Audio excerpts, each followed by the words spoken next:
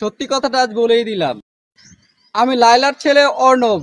ধর্ষণ মামলায় TikToker Prince মামুনের রিমান্ড ও জামিন উভয়ই নামঞ্জুর করে তাকে কারাগারে পাঠানোর নির্দেশ দিয়েছিলেন আদালত।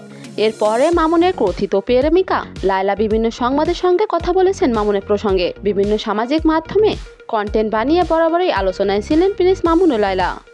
অসম প্রেম নিয়ে ওদের জুড়ে বেশ আলোচনায় ছিলেন তারা, কিন্তু হঠাৎই ঘটে ছন্দপতন। লায়লাকে মারধরের অভিযোগ ওঠে প্রিন্স মামুনের বিরুদ্ধে। 2022 সালের 7ই জানুয়ারি প্রিন্স মামুন তার মাকে সঙ্গে নিয়ে লায়লার বাসায় গিয়ে বসবাস করতে থাকেন। বিয়ে না হলেও ওই দিন থেকে লায়লা ও মামুন থাকতেন একই ঘরে। জানা যায় লায়লাকে বিয়ের প্রলোভন দেখিয়ে ইচ্ছার বিরুদ্ধে একাধিকবার তার সঙ্গে শারীরিক সম্পর্ক গড়ে তোলে মামুন। লায়লা বিয়ের বিষয়ে বললে মামুন ক্ষিপ্ত হয়ে গালিগালাজ করে বাসা থেকে চলে যান।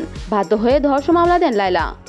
এরপরে উঠে আসে একে একে বিভিন্ন তথ্য, কখনো মামুনের গোপন বিষয় বা কখনো মামুনের মায়ের, আবার কখনো লায়লার বিষয়ে। এবার উঠে এলো চাঞ্চল্যকর তথ্য। আমরা আগেই জেনেছি লায়লার 2টা বিয়ে ছিল, তার 2টা সন্তানও আছে। গুঞ্জনে শোনা গিয়েছে বড় ছেলের বয়স মামুনের বয়সের কাছাকাছি।